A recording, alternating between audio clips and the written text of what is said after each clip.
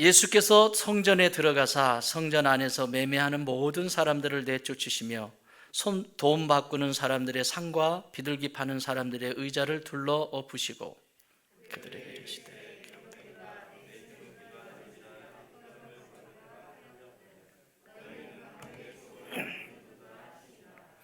맹인과 저는 자들이 성전에서 예수께 나오매 고쳐주시니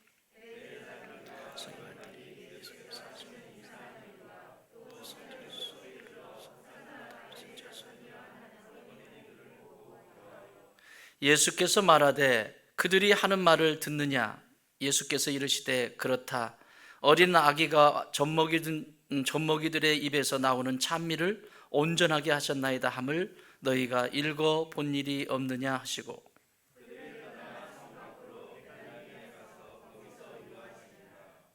아멘.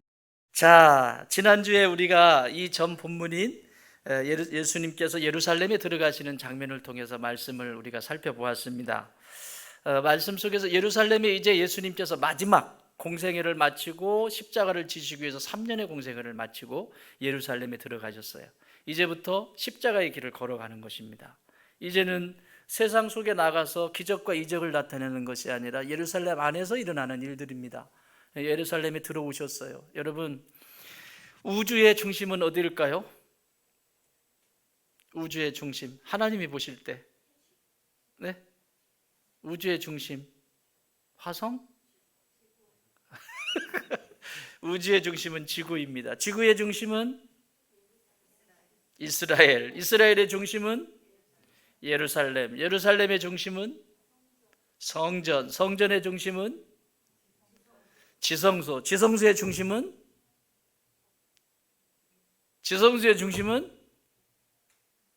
법계. 하나님이 계신 곳입니다. 그래서 우리의 전 존재의 중심은 여호와 하나님이 계셔야 합니다. 그때 인생의 문제들이 풀어지고 내 삶의 자리에서 어떤 것이 하나님이 기뻐하시는지를 알게 돼요. 이게 곁길로 가버리면, 중심 속에 하나님이 아니 계시면, 예수님이 아니 계시면 엉뚱한 짓 해요. 무엇을 해도 엉뚱한 짓 하게 돼 있어요. 그래서 속상하시죠. 지난 시간에 우리가 엉뚱한 짓 하는 이 예루살렘의 사람들을 보았잖아요. 어떻게 해야 되는지 예수님께서 제자들에게 가르쳐 주셨어요. 당신이 어떻게 하시는지를. 예루살렘에 들어가셔서 뭘 타고 들어가셨어요? 나귀를 타고 들어가셨습니다. 그것도 나귀 새끼. 있을 수 없는 일입니다. 왕이 등극하는데, 어느 세대든지 왕이 성을 들어가는데 나귀를 타고 들어간 적은 없습니다. 더더군다나 나귀 새끼를 타고 가는 그 모습은, 여러분 상상을 해보세요. 나귀 어미도 머리는 이렇게 크고 덩치는 작은데 사람이 타면 우스운데 장정이 타서 지금 들어간단 말이에요. 그런데 나귀 새끼를 타고 가는 그 모습을 보세요. 있을 수 없는 일입니다. 왜 이렇게 하셨다? 스가랴 9장 9절의 말씀, 하나님의 말씀이 나를 통해서, 예수님을 통해서 그 구원의 역사를 이루어가게 하시기 위해서, 다시 말하면 나의 뜻이 아니라, 창피하고 환경을 보면 창피한 일 아닙니까? 왕으로 들어가는데 그것도 초라한 나귀 새끼를 타고, 사람들이 보면 저거 뭐 하는 짓이야 이렇게 할 만도 한데, 그런 상황, 환경이 중요한 것이 아니라 나를 통해서 하나님의 말씀이 이루어지는 것을 기뻐하는, 그래서 그것이 첫 번째 우리에게 가르쳐 주신 교훈이었어요. 내 뜻이 아니라 하나님의 뜻이 나를 통해서, 우리 가정을 통해서, 우리의 교회를 통해서, 아멘 할 때까지 할 거니까, 나의 기업을 통해서, 사업장을 통해서 이루어질 것을 믿는 사람들, 그 사람들이 복 있는 사람들이다. 두 번째로 나귀 새끼를 탔어요. 여러분, 나귀 새끼를 타면, 나귀가 이게 새끼입니다. 어미, 길들여진 어미가 아닙니다. 새끼를 타면 무슨 일이 일어날까요? 펄쩍펄쩍 뛰겠죠. 그런데 이 나귀는 잠잠히, 그 새끼는 예수님을 등에 업고 예루살렘으로 들어가고 있습니다. 여러분, 나귀 새끼도 예수님이 누군지 압니다. 전능하신 하나님, 만왕의 왕이시요 그리고 온 세상을 구원하실 분인 것을 나귀 새끼도 합니다. 잠잠합니다. 귀신도 합니다. 예수님이 누구신지. 문제는 여기 있는 대제사장들과 종교 지도자들, 그리고 이 예루살렘에 영향력을 끼치고 있는 사람들은 예수님이 누군지 알아보지 못합니다.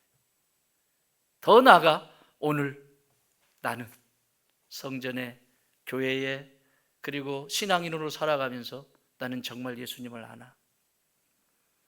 내 삶 속에 잘 되어질 때뿐만 아니라 고난의 현장 속에 있을 때에도 예수님이 나에게 어떤 존재인지를 아는 사람이라면 예루살렘 성은 아름다워질 것입니다. 마지막 세 번째는 예수님이 들어가시면 소동케 되어진다라고 말씀을 드렸어요.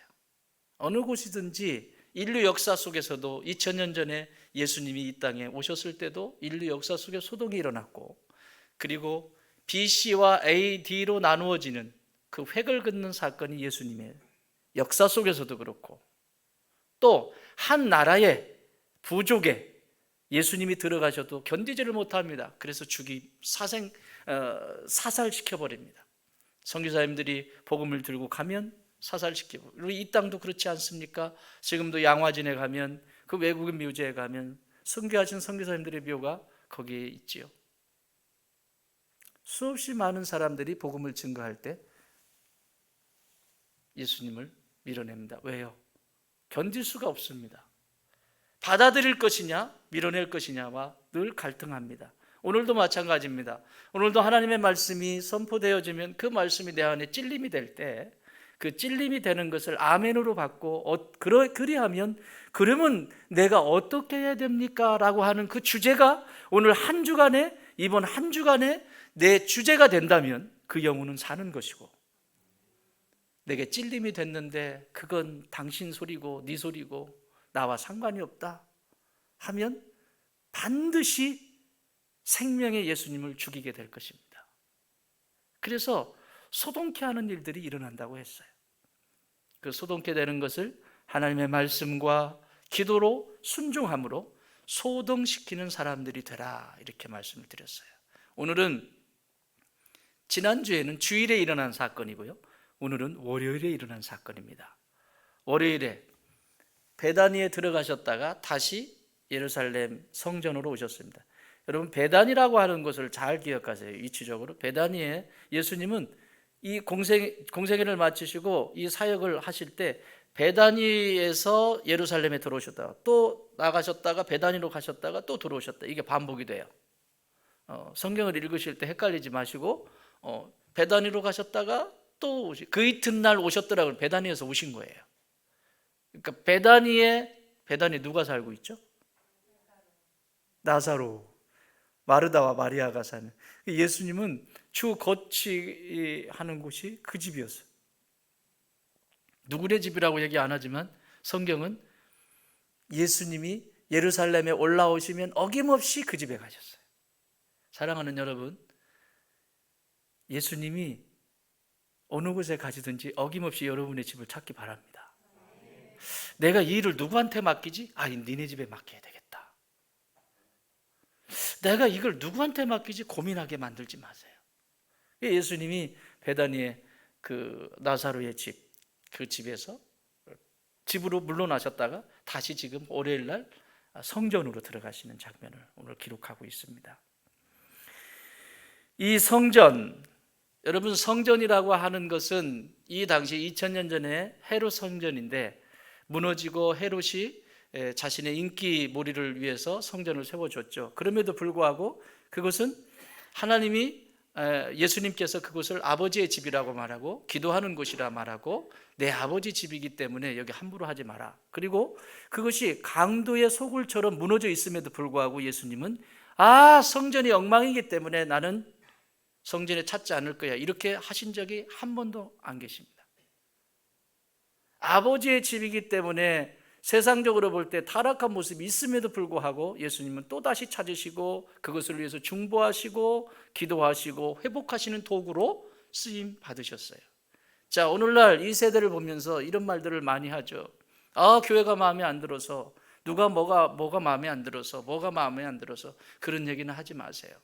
여러분이 여기서 예배를 드리시고 좋은 땅 교회 성도로 계시다가 어느 곳에 또 가시면 그 좋은 땅 교회 거기 엉망이야 이런 얘기 하지 마세요.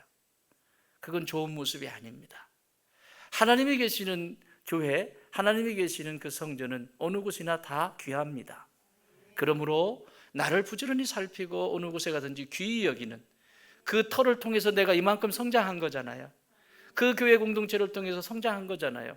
영원히 같이 가면 좋겠지만 그렇게 하지 못할 경우들이 많이 있잖아요. 그때 꼭 여러분들은 어느 곳에 가든지 신앙생활 하실 때 참 그 교회를 통해서 제가 참 많이 은혜를 입었어요. 참 성장할 수 있었어요. 참 우리 목사님, 우리 성도들 나 같은 사람 어떻게 이렇게 봤는지 모르겠어요. 이렇게 이야기할 수 있는 믿음의 백성들이 되시기 바랍니다. 자, 성전, 이 성전을 사도 바울은 고린도 교회 성도들에게 성전을 해석해 주는데 이렇게 해석해 줍니다. 고린도전서 3장 16절.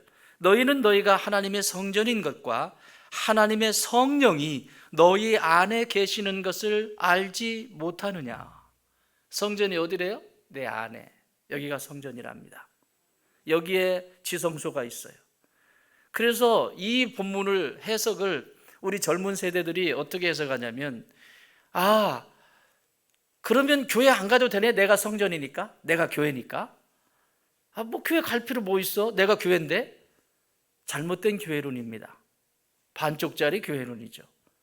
그러면 이게 지금 성전이라고 말할 때 얼마나 큰 책임이 따르는지를 보아야 돼요. 내가 그렇게 믿을 만한 존재입니까? 하나님이 나에게 성전 삼을 만한 그런 그릇입니까? 그런데 성전 삼으셨어요. 하나님께서도 모험하신 거예요.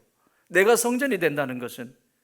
여러분은 괜찮은지 모르겠지만 저는 나에게 내 안에 이 성전을 삼았다니 이게 떨리는 일이에요. 떨리는 일이에요. 그리고 하나님 왜 그러셨지? 이게 뭐지? 책임이 따릅니다. 그래서 이 성전을 관리하는, 성전을 성전답게 하기 위해서 말씀 앞에 서고 무릎 꿇고 순종하고, 목사가 죽어야 성도가 살고 성도가 죽어야 교회가 살아요. 아멘. 그래야 세상이 살지요. 그 교회를 통해서 다 각자의 역할이 있어요. 목사는 성도를 위해서 죽으면 돼요.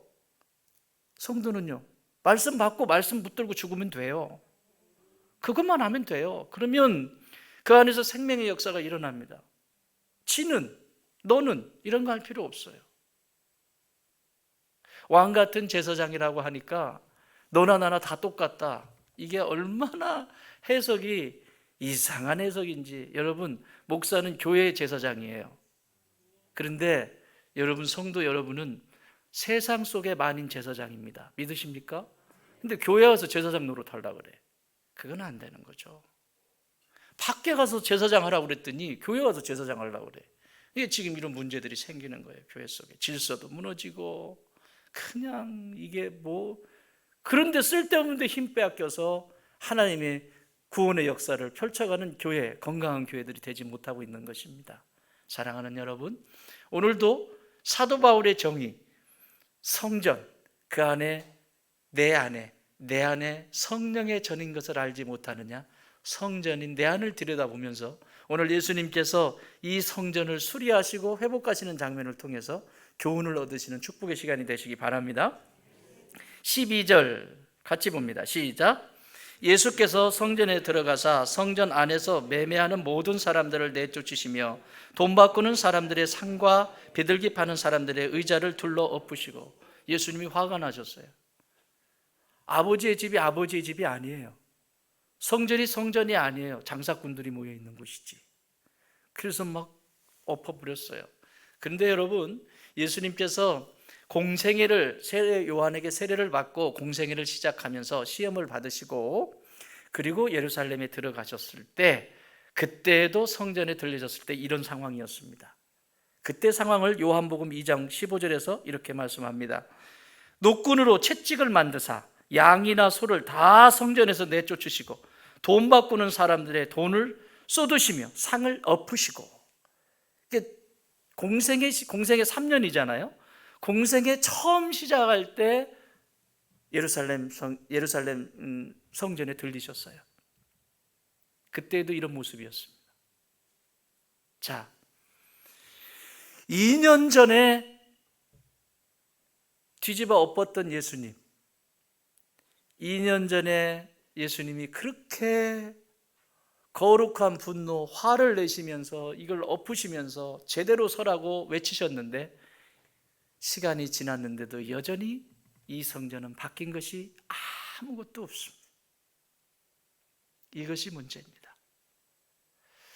여러분, 오늘날도 건강한 목사, 건강한 성도는 누구냐면 하나님이 나에게 지적하시면, 교훈하시면 변화가 있어야 합니다. 그 말씀이 생명이 돼서 나를 다스리기 시작하고 변화가 있어야 슬픔이 되지 않아요. 2년이 지나서 지금 마지막 이제 십자가를 지기 위해서 오셨는데 여전히 그 성전은 바뀐 것이 하나도 없고, 오늘 이곳에 들어오셔서 성전에 들어가셨는데 이 모습을 보면서 막 매매하는 모든 사람들을 내쫓고 또 다시 똑같은 일이, 소들은 난리치고 비둘기는 나르고 이런 일들이 일어납니다. 이것을 예수님의 이 답답한 마음, 그리고 속상한 마음, 나는 내 자녀들이 예루살렘, 자기 땅에, 요한복음 1장에서 말씀하시는 것처럼 자기 백성, 자기 땅에 왔음에도 불구하고 그들이 알아보지 못했다. 오히려 죽여요. 예루살렘 하나님의 땅이에요. 성전 하나님의 집이에요. 알아보질 못해요. 이게 큰 고통을 찾아오는데, 우리 마태복음 저 뒤 23장 바로 뒷장으로 넘어가면 이런 마음을 예수님께서 23장 37절에서 이렇게 말씀하십니다. 예루살렘아, 예루살렘아, 선지자들을 죽이고 내게 파송된 자들을 돌로 치는 자여, 암탉이 그 새끼를 날개 아래에 모음과 같이 내가 내 자녀를 모으려고 한 일이 몇 번이더냐. 그러나 너희가 원하지 아니하였도다. 무서운 말씀입니다. 나는 수도 없이 너희를 안으려고 암탉이 새끼를 안는 모습 봤니? 그 새끼, 그 추울 때 저녁이 되면 새끼들이 날개 아래 들어가가지고 어미의 따뜻한 온기를 받으면서 그 아래서 구구구 하면서 성장하고, 그 이튿날 되면 햇빛이 나면 그렇게 비바람이 불 때 날개 아래서 보호했던 그 암탉처럼 내가 너희들을 어떻게 사랑하고 어떻게 보호하고 그 세상의 비바람 속에서도 어떻게 너희를 아끼고 사랑했는지 아니? 그런데 너희들이 원하지 않았어. 이 답답한 마음을 이 뒤에서 얘기를 하세요. 그래서 마태복음 20장 이후로 넘어가면 속상한 마음들이 참 많습니다. 예수님의 마음을 좀 들여다볼 수 있는 그런 귀한 시간들이 되었으면 좋겠습니다. 그전에야 뭐 기적을 베풀고 막 물고기 두 마리 물고기 두 마리 맞나? 물고기 두 마리 떡 5조각 맞죠? 그게 중요한 거 아니에요. 어쨌든 막 기적이 일어나고 막 안진뱅이 일어나고 눈 열리고 막 귀 열리고. 근데 이 뒤로 넘어가면서는 이제 십자가와 가까워지기 때문에 예수님의 마음을 더 깊이 이해할 필요가 있어요. 참 감사한 건 지금 우리가 사순절 기간을 보내고 있잖아요. 그래서 이런 본문이 우리에게 더 큰 은혜로 와닿는 것 같습니다. 이렇게 안으려고 기회를 많이 주었음에도 불구하고 그러지 않았어요. 예수님은 지금 이 성전에서 장사하는 사람들, 그 장사에서 수익을 얻고 막 부자들이 되는 이런 모습들, 대제사장들, 이게 참 대제사장들이라고 하는 이 말 자체도 참 너무 고통스러운 일이에요. 여러분, 제사장은 한 사람입니다. 아론으로부터 시작한 제사장은, 대제사장은 제사장 중에 제사장, 그래서 하이프리스트예요. 하이프리스트, 제일 위에 있는 제사장 중에 맨 위에.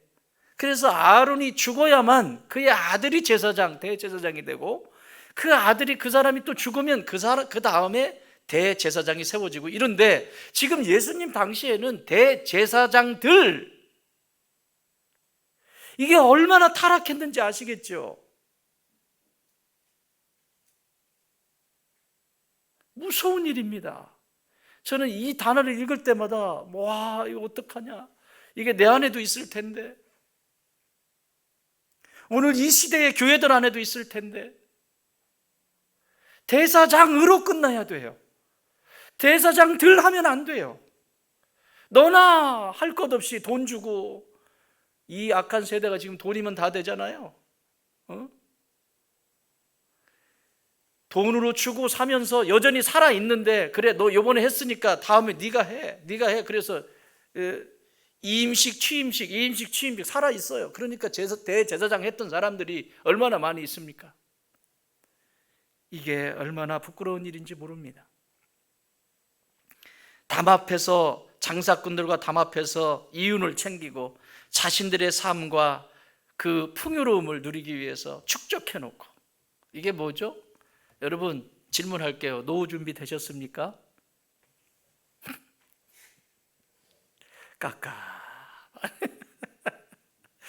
노후 준비 되셨습니까? 아직 뭐 남았는데요. 뭐 내 생에는 뭐 아직 한참 남았는데요.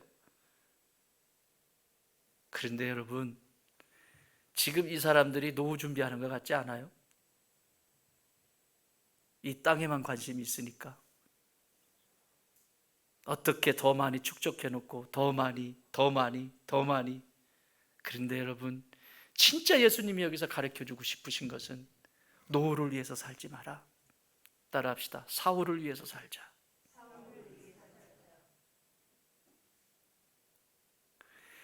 내가 죽어 저 영원한 하나님의 나라에서, 저 천국에서 부자로 살 수 있는 사후를 준비된 자가 되라고 가르쳐 주시는 거예요.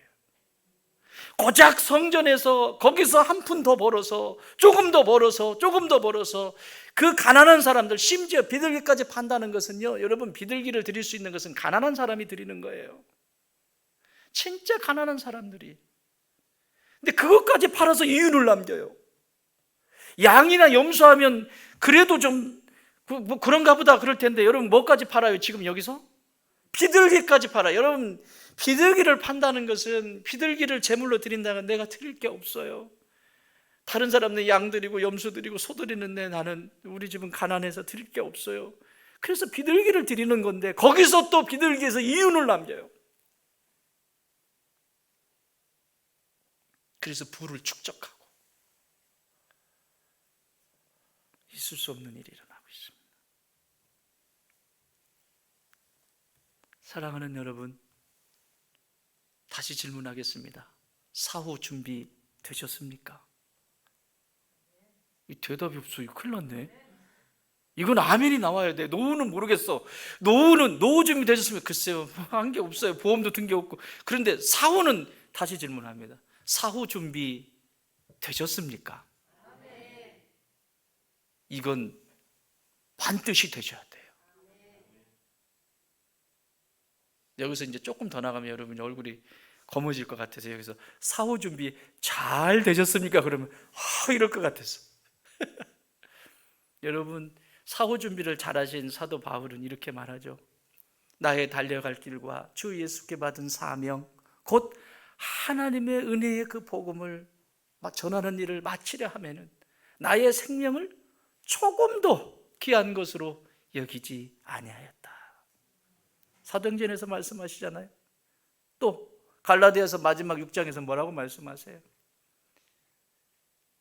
이제 이후로는 나를 더 이상 괴롭게 하지 마라. 내 안에 예수의 흔적을 가졌노라. 사후 준비 완벽하게 끝난 겁니다. 사랑하는 여러분, 세 번째 질문 드리겠습니다. 예수님의 흔적이 무엇이 있습니까? 나는 이 땅을 살아가면서 그 예수님의 흔적, 십자가의 흔적이 뭐가 있습니까? 전쟁터에 많이 나가면 병사는 상처가 많죠. 손가락도 하나 사라질 때도 있고, 상처, 얼굴도 상처가 있고, 전쟁을 많이 나가면 나갈수록 몸에 상처는 많습니다. 우리가 믿음의 여정을 걸어가면서 영적 싸움을 많이 하면 할수록 우리 안 예수의 상처가 많게 될 것입니다. 그러나 그것은 우리 사후에 저 영원한 천국에서 주님께서 친히 그 눈물을 닦아주실 것입니다. 두 번째는 여기 13절 같이 읽습니다. 13절 시작. 그들에게 이르시되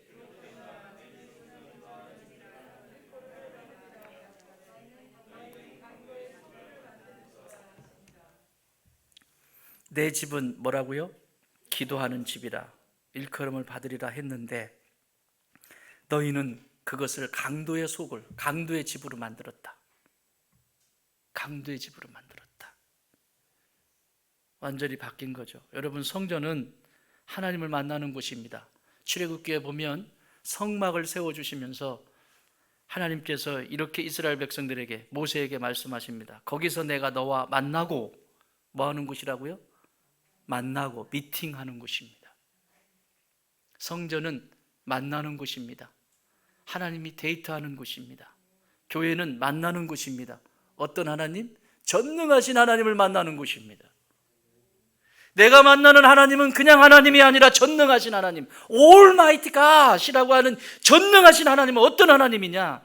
내 생각에 이것은 되고 저것은 안 되고 하는 하나님이 아니라 온 우주를 창조하신 그 하나님이시라고요. 내 인생에 문제가 있어요. 글쎄 이게 될까? 사회과학을 찾아보고 이 또 세상의 방법들을 그 구조적으로 맞는 것들을 다 가져와서 동원해보고 별짓을 다 해보세요. 예, 도움은 되겠지요. 그러나 모든 키를 전능하신 하나님이 가지고 계십니다. 내 육체의 질병이 찾아왔어요.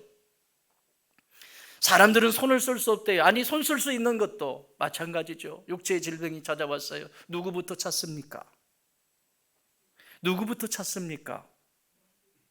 하나님을 찾습니까? 나의 구원자 예수님을 찾습니까? 그렇다면 그것은 잘 가고 있는 일이에요. 하나님이 나를 치료하시고 회복하신다라고 하는 그 믿음을 가지고 치료를 받는 것과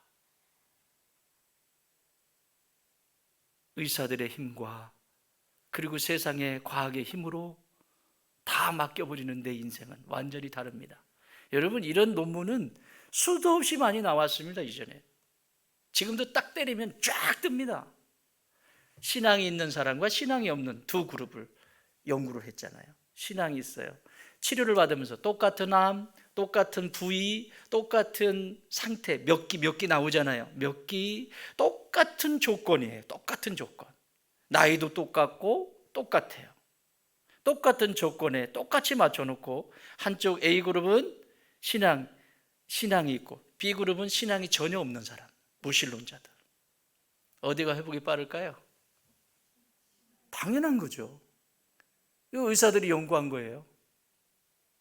그래서 WHO에서도 옛날에는 관계 심리적인 건강까지만 얘기했거든요. 건강을 세 가지로 얘기했어요. WHO에서 하나는 몸, 육체의 건강, 두 번째는 심리적인 건강, 세 번째는 사회적인, 관계적인 건강, 이 세 가지만 얘기했는데 최근에는 지금 계속 이 얘기를 해요. 영적인 건강, 이 얘기를 하고 있어요. 인간은 영적인 존재다. 사회과학적으로만 해결이 안 된다라고 하는 것이지요. 그러니 A그룹과 B그룹은 완전히 다를 수밖에 없죠. 자, 다 나았어요. 암이 나았어요. 거기서 어떻든 치료받아가 다 나았어요. 나머지 삶은 어떨까요? 그들의 삶의 여정은 어떨 것 같아요? 삶의 질이 다릅니다. 내가 병원에 수술을 하고 약물을 투여하고 그럴 때마다 하나님 앞에 기도하면서 오늘도 이 약을 먹을 수 있게 하여 주셔서 감사합니다. 주님, 내 몸에 들어오는 이 약이 더욱더 효험 있게 하셔서 하나님의 영광이 나타나게 하여 주시옵소서. 오늘도 집도하는 의사의 손길을 주장하여 주시고 저가 가지고 있는 지식과 모든 것을 동원하여 안전하게 정확하게 수술하게 하여 주시옵소서. 이렇게 치료받은 사람과 같겠습니까? 다 깨끗이 나왔어요. A그룹, 날마다 감사합니다. 똑같이 병원비 들어갔고 똑같이 그랬지만 감사합니다. 누가 하셨다? 하나님이 하셨다. 하나님의 의사의 손길을 쓰셨고 하나님이 그 약을 쓰셨고 하나님께서 그들을 통해서 이렇게 역사하셨다고 인생이 풍요로워지기 시작하죠. 그런데 이쪽은 병이 다 나았어요. 깨끗하대요. 그냥 캐싸레쎄란 거죠. 내가 내 힘으로 내가 돈 들여서 고쳤고 내가 있는 돈으로 보험 깨서 한 거 막 이런 거 막 얘기하고 이거 하다 끝나는 거죠. 인생이 어떻겠어요? 완전히 다릅니다.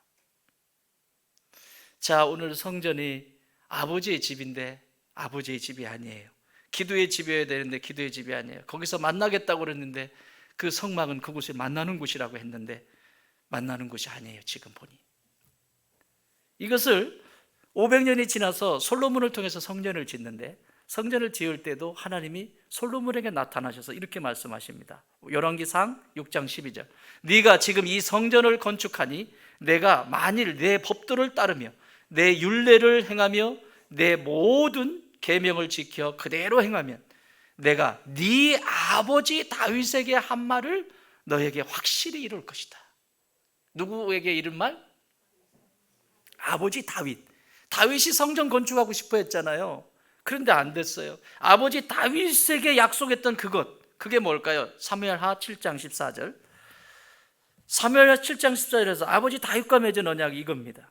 나는 그에게 아버지가 되고 그는 나에게 아들이 되리니 그가 만일 죄를 범하면 내가 사람의 매와 인생의 채찍으로 징계할 것이다. 이게 다윗과 맺은 언약이에요. 무슨 언약이에요? 부자지간의 언약이에요. 그러면 정리해 보면 성전은 어떤 곳이냐? 성전은 이 아버지의 집이라는 곳을 요한복음에서는 아버지 집이라고 했어요. 2장 16절에 보면 요한복음 2장 16절에 보면 비둘기 파는 사람들에게 이르시되 이것을 여기서 가져가라. 내 아버지의 집으로 장사하는 집을 만들지 마라. 아버지 집이라고 얘기하셨어요. 그러니까 다윗과 맺은 언약은 부자지간의 아버지와 아들 간의 관계고 성막에서 하나님이 모세에게 하신 말씀은 전능하신 하나님 Almighty God, 전능하신 하나님이 이전에는 특별한 사람에게만 만났는데 성막이라고 하는 작은 그 공간에 내가 임재하겠다라고 하는 약속이에요. 전능하신 하나님이 여기에 임하겠다. 자, 정리하면 오늘날 교회는 어떤 곳입니까? 전능하신 하나님의 얼굴을 뵙는 곳입니다. 여러분 오늘 예배 드리기 전에 그 하나님의 얼굴을 뵙기 위해서 오셨지요? 예배 가운데 나올 때마다 인생이 아닌 전능하신 하나님의 얼굴을 구하고 나오는 사람 만나게 되어 있습니다.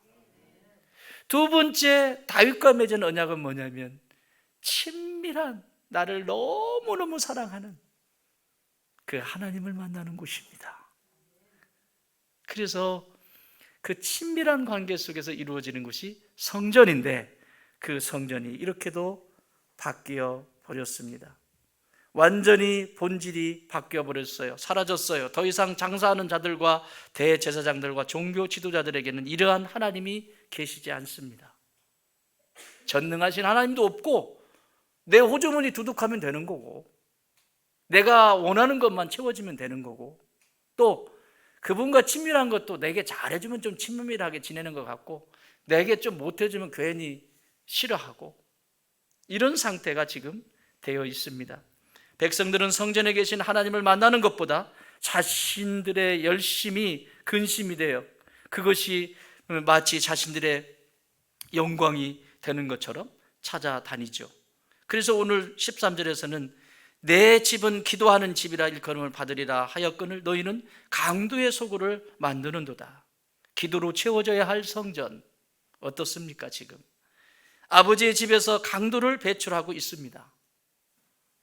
강도를 배출하고 있어요. 이 굉장히 위험한 말입니다. 여러분 우리 신앙이 믿음이 우리 안에 성전 삼아 주셨는데 어떤 사람은 그 성전에서 그 생명을 계속해서 가정에서나 어느 곳에 가든지 생명을 계속 내어보내는 자가 있는가 하면 어떤 사람은 계속해서 강도짓 하는 거죠. 상대의 행복을 빼앗아버리고 말로 휘협하고 죄송해요 설교용 아닌데 눈깔이 휘협하고 막 휘협하기 시작하는 거죠. 강도예요. 강도. 내 안에 성전이 강도의 구렬이 되어 있는 거예요. 소굴이 되어 있는 거예요. 그러니까 무언가만 누르면 강도짓 하는 거예요. 계속 칼 들고 강도짓 하는 거예요. 무언가만 누르면. 감정을 눌러도 강도짓하고 뭔가 행동을 지적해도 강도짓하고 계속 이런 일들이 일어나고 있는 거죠. 이것을 오늘 이 상태를 변질이라고 말합니다. 성전의 기능이 완전히, 이 변질이라고 하는 말은 그 성질이 완전히 달라진 것을 변질이라고 말합니다. 교회가 교회로서의 그 원리와 원칙과 그 사명을 잃어버리면 그것을 변질되었다라고 말합니다. 오늘 이 성전을 얘기하시면서 예수님은 성전이 변질되었다. 야야, 너는 어떠니? 어떠니? 그래서 바울 사도는 이것을 로마서 12장 2절에서 이렇게 말씀합니다. 너희는 이 세대를 본받지 말고 오직 마음을 새롭게 함으로 변화를 받아 하나님의 선하시고 기뻐하시고 온전하신 뜻이 무엇인지 분별하도록 하라. 뭐라고요? 새롭게 함으로 변화를 받아. 변질이 아니에요. 예수님이 우리의 성전을, 내 성전을 보시면서 지금 원하시는 건 변질된 그 성전이 변화되기를 바란다. 언제까지 그렇게 변질시킬래? 나는 내 자녀들이 날마다 저 천상을 바라보면서, 사후의 저 천국을 바라보면서 오늘을 사는, 변화되어져 가는, 날마다 예수님의 모습으로 점점 변화되어지는, 지금은 비록 연약하지만 성령 안에서, 그 성령 안에서 계속해서 변화되어지는 내 자녀들이 되었으면 좋겠다. 저와 여러분이 날마다 변화되어지는 주의 백성들이 되길 주님의 이름으로 축원합니다. 마지막 하나는 여기 보시면 14절에 나와 있습니다. 14절 시작. 맹인과 전원자들이 성전에서 예수께 나오매 고쳐주시니. 여러분, 성전에 맹인과 이 장애자들이 오는 것을 싫어했어요. 근데 예수님은 고쳐주셨어요. 물론 이게 구약의 율법에, 레위기에 보면 나옵니다. 흠없는 사람들은 들어오지 마라. 그 들어오지 말라는 것이 백성들이 들어오지 말라는 것이 아니라 제사장이 될 사람들, 제사장들이 될 사람들은 흠이 있으면 안 돼요. 왜 제사장들은 흠이 있으면 안 되냐? 과부하고 결혼해도 안 되고, 고환이 상해도 안 되고, 팔이 없어도 안 되고, 눈이 하나 찌그러져도 안 되고, 안 된다고 해요. 그건 신체적으로 보는 것이 아니라 앞으로 이후에 오실 메시아, 온 인류를 구원하실 메시아의 삼중직 가운데 제사장이 있잖아요. 그 제사장의 사명을 감당할 때 예수님은 흠이 없는 분이어야 하기 때문에 미리 보여주는 거예요. 온 인류를 구원할, 나를 구원할 예수님은 흠이 없으신 분이시다. 이걸 구약의 율법을 통해서 계속 그림자처럼 보여주고 계시는 거예요. 그런데 지금 성전에 이 아픈 사람들, 장애자들이 오는 것을 보고 사람들은 고쳐준 적도 없을 뿐만 아니라 고칠 능력도 없고, 그런데 오늘 이 역사가 일어납니다. 여러분, 변질된 사람은 능력이 없어요. 신앙인도요, 변질된 사람은 아무 능력이 없습니다. 아무 능력이 나타나지 않아요. 귀신이 쳐다보면 웃어. 아이고, 니나 잘하세요. 이렇게 웃어요. 그래서 저기 점집에 한 사람씩 데리고 가면 바로 나와. 강신무당이 있잖아요. 악신에 임해가지고 막 눈이 막 이렇게 떨면서 이렇게 하는 분들이 있어요. 제가 자양동에서 사역할 때 주일만 되면 꼭 그런 데만 찾아다녔어요. 그 점집만 찾아다녔어요. 자양동에 점집이 굉장히 많았습니다. 20년 전, 30년 전이지. 근 30년 가까이 되네. 쫙 있었는데 그 점집만 전도하러 다녔어요. 그러면 배운 무당들은 이거 습득해가지고, 이렇게 배운 무당들은요, 어서 오세요, 아이고 수고하시네요, 이래요. 근데 진짜 신이 임한, 악신이 임한 사람들은 숨어요. 바로 알아요. 하나님의 사람인지 아닌지 바로 알아요. 저게 성령의 사람인지 아닌지 바로 압니다. 그래서 숨어요. 인기척이 났는 데 없어요. 어디 계세요? 그럼 아만 있어요. 그러면 선물하고 주부하고 딱 예수 믿으세요, 딱 그러고 놓고 딱 가요. 딱 임치는 거죠. 딱. 그러면 우리가 이렇게 나와서 이렇게 보면 그때 싹 나와가지고, 이거 진짜예요. 여기 데려가 보면 알아. 한 명씩 한번 데려가 볼까? 속삭이는 사람 있으면 내가 한 명씩 데려갈. 여기 어디 약발 센 데 있어요? 여기 이 동네? 누구 아는 사람? 여기도 몇 군데 있던데. 약발 센데 한 사람, 교회에서 속삭이면 한 사람 데리고 가서 얘가 진짜인지 아닌지 가서 이렇게 그분한테 데리고 가면 바로 나와. 여러분, 변질되면 아무 능력이 없어요. 한번 따라할까요? 천사가 변질되면 사탄이 되고, 하나님의 형상이 변질되면 죄인이 되고, 종교가 변질되면 위선이 된다. 그런데 여러분, 성도가 변질이 되면, 성도가 변질이 되면 가룟 유다가 됩니다. 성도가 변질이 되면 끝나는 게 아니고 반드시 누군가를 죽이게 돼 있어요. 가장 귀한 것을 죽이게 돼 있어요. 나에게 가장 소중한 것, 내 삶 속에서 가장 귀한 사람들, 이런 사람들을 죽이게 돼 있어요. 여러분, 배우자 가장 귀한 존재들 아니에요? 옆에서 하나님이 내 짝으로 붙여주신 너무너무 소중한 존재들이잖아요. 근데 왜 죽이냐고, 그 사람들을. 변질된 거예요. 신앙이 변질된 거예요. 이유 없습니다. 변화를 위해서 오늘을 달려가는 것이 아니라 변질되었어요. 그래서 지금 맹인들을 고쳐주고 이렇게 하는 모습을 보면서 뭐라고 얘기하냐면, 이 사람들 보세요. 15절 시작. 대제사장들과 서기관들이 예수께서 하시는 이상한 일과, 거기까지 읽으세요. 뭐라고요? 예수께서 지금 고쳐주셔서 그랬더니 뭐래요? 이 일이 이상한 일이에요. 여러분, 이게 이상한 일입니까? 이게 이상한 일이냐고요. 그런데 대제사장들과 이 사람들은 뭐라고 했냐면, 서기관들은 뭐라고 하냐면 이상한 일이래요. 맹인이 눈을 뜨고 고침을 받은 게 이상한 일이래요. 무슨 쓸데없는 짓을 하네요.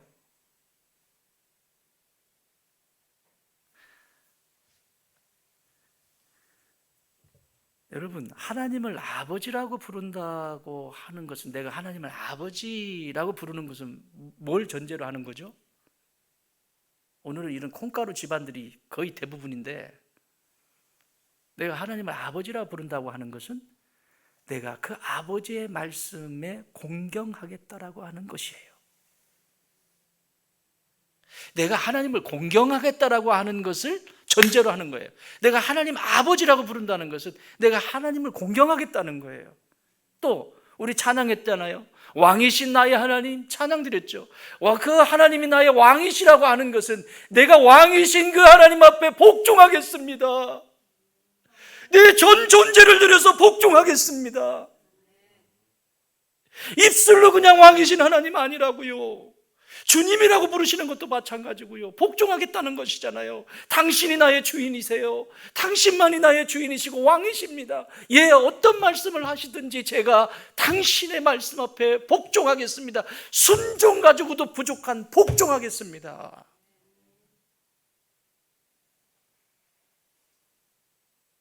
예수님을 신랑이라며, 신랑 되신 예수님, 신랑이신 예수님.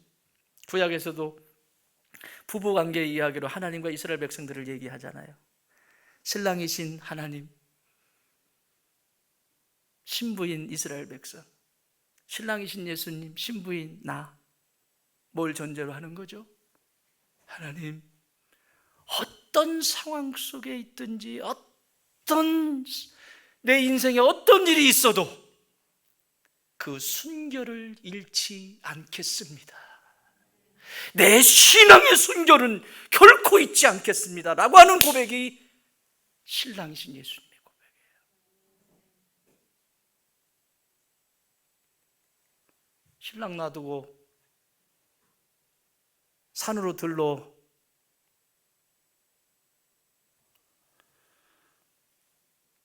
고백 한마디 한마디는 너무너무 소중합니다. 이것이 이상한 일이 돼버리면 아버지께 공경할 필요도 없고 왕이신 하나님 앞에 복종할 필요도 없고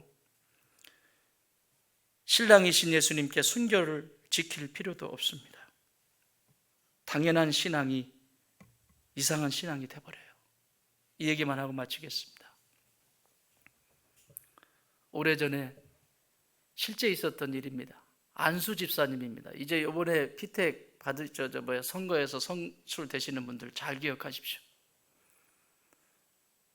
안수 집사입니다. 여러분, 안수 집사면 어느 정도인지 아시죠? 교회 속에서 어느 정도의 본이 되고 덕이 돼야 되는지. 안수 집사님이셨어요. 아내가 너무 은혜를 사모하고 너무너무 행복한 거예요. 그래서 주일은 물론이지만 주일에도 와서 사람들하고 같이 교제하고 떡을 나누고 이렇게 목장 모임도 하고 막 이렇게 하고, 또 주일, 수요일, 금요일, 새벽 교회가 있는 모든, 당연한 거 아닙니까 이거? 새벽 예배 나가는 게 특별한 거예요? 아니에요. 당연한 거예요. 수요일 당연한 거예요.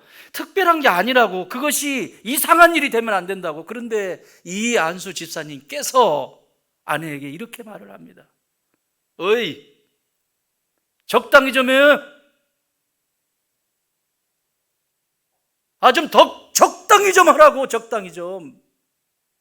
미치겠네 정말. 이상한 일이 되어버렸습니다. 당연한 신앙이 이상한 신앙이 되어버린 이 세대입니다. 장로 되면 괜찮을까요? 목사 되면 괜찮을까요? 사랑하는 여러분, 내 성전을 이 한 주간 더 깊이 묵상해 보십시오. 나는 노후를 준비하는 존재인가? 사후를 위해서 준비하는 존재인가? 내 신앙은 지금 온전한가? 변질되진 않았나? 변질돼도 걱정하지 마세요. 성령님 계시잖아요. 주님 죄송합니다. 오늘부터 내 삶이 주님을 닮아가는 변화의 삶을 살기를 원합니다. 주님, 당연한 것이 이상한 것이 되지 않게 하여 주옵소서. 내가 당연히 저 자리에 있어야 되는데 내가 갈 수 없는 것과 이상한 것으로 보는 것은 완전히 다른 얘기입니다. 사랑하는 여러분, 나는 저와 여러분의 성전이 우리 예수님이 편안히 들어오실 수 있는 축복의 지성소, 성전이 되길 주님의 이름으로 축원합니다.